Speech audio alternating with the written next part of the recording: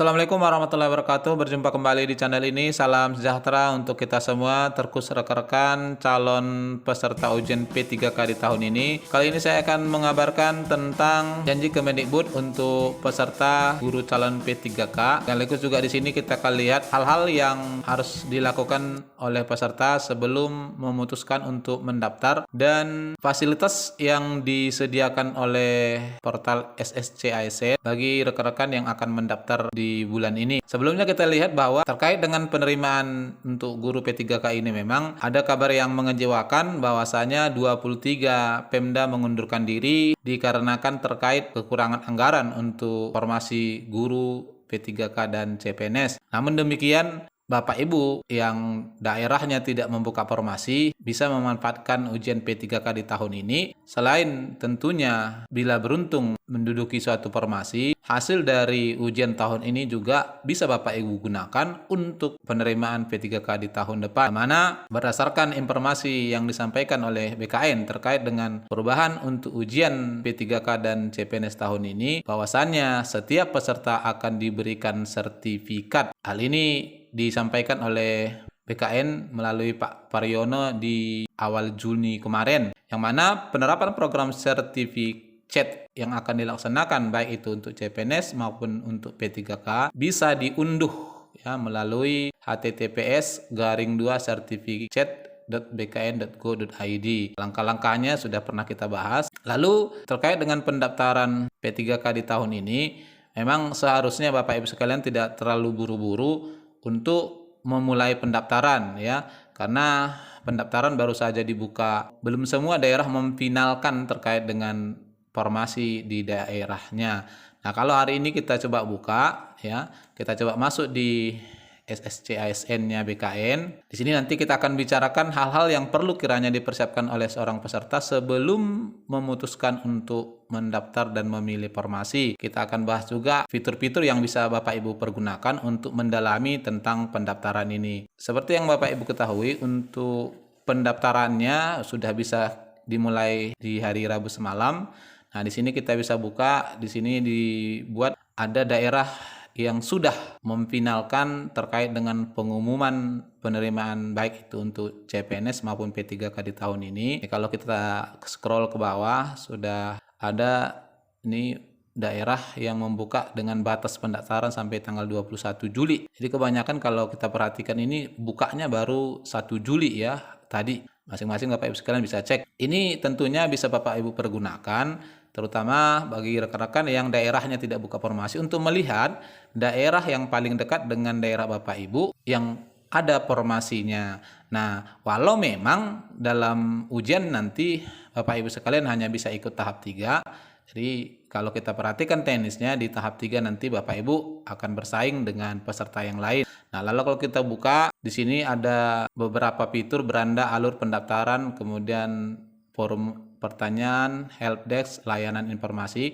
Kita akan buka satu persatu sebelum mendaftar. Pertama, barangkali di sini ada muncul login pendaftaran SSCASN. Bapak Ibu sekalian jangan masuk dulu ya karena passwordnya belum ada. Kita akan pilih buat akun dulu. Bapak Ibu saat buat akun di sini ada beberapa data yang perlu Bapak Ibu tentu lengkapi. Nah, oleh karenanya Bapak Ibu dalam hal ini harus berhati-hati. Data-data pribadi ya. Jadi sesuai dengan informasi dari BKN ini tidak boleh salah karena nanti bisa berakibat dianggap data ganda. Apalagi kalau Bapak Ibu sekalian melakukan pembuatan akun sebanyak 2 kali itu.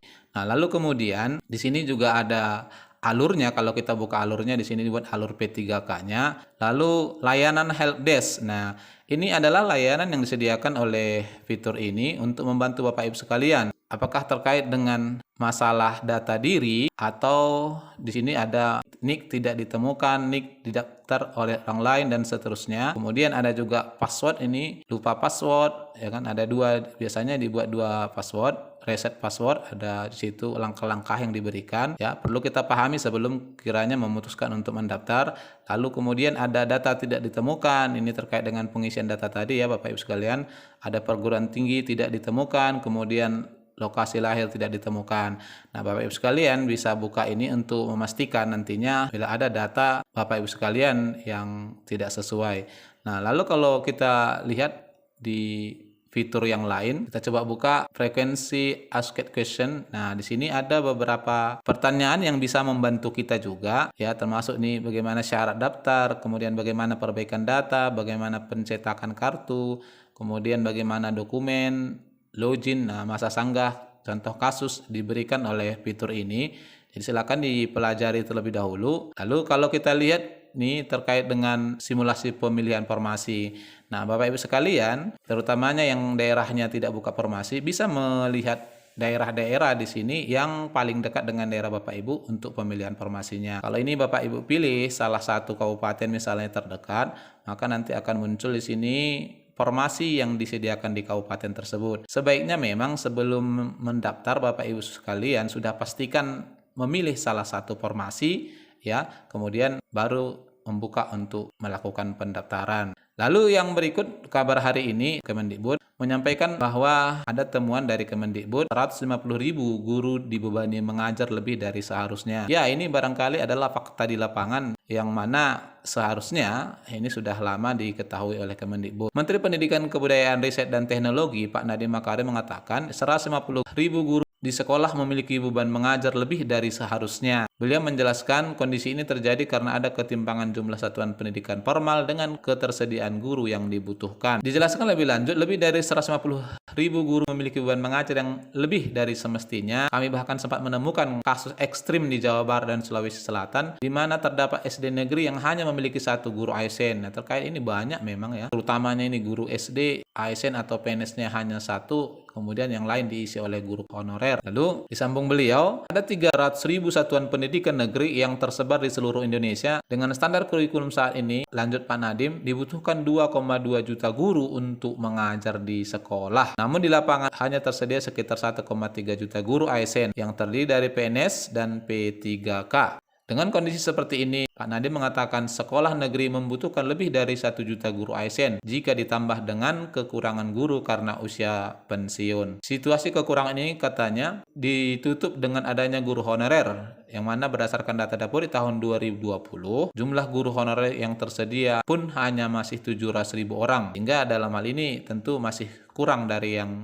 dibutuhkan. Menjawab persoalan yang muncul saat ini, baik itu terkait dengan daerah yang tidak buka formasi karena masalah anggaran maupun karena belum bisa menampung seluruh guru honorer untuk mengikuti P3K tahun ini, maka Pak Nadiem berjanji ya, di sini disebutkan formasi yang disediakan untuk guru P3K hanya mencapai 500.000. Kemendikbudristek mengupayakan formasi lainnya akan dibuka kembali di tahun depan. Nah, jadi Bapak Ibu sekalian yang daerahnya belum buka, bisa memanfaatkan ujian P3K di tahun ini untuk mendapatkan sertifikat sekaligus juga untuk pemetaan ya terhadap penguasaan kompetensi Bapak Ibu sekalian, sehingga ketika formasi dibuka di tahun depan di daerah Bapak Ibu sekalian, maka pertama Bapak Ibu sudah memiliki satu modal, sehingga tentunya kalaupun mengikuti ujian kedua nantinya, Bapak Ibu bisa mempergunakan salah satu dari hasil yang terbaik yang Bapak Ibu miliki. Barangkali ini informasi yang bisa saya sampaikan. Selamat mendaftar kepada Bapak Ibu sekalian. Dan kalau Bapak Ibu sekalian butuh soal-soal latihan untuk persiapan ujian nanti, di bawah deskripsi saya sediakan link untuk latihan. Kiranya bermanfaat. Wassalamualaikum warahmatullahi wabarakatuh.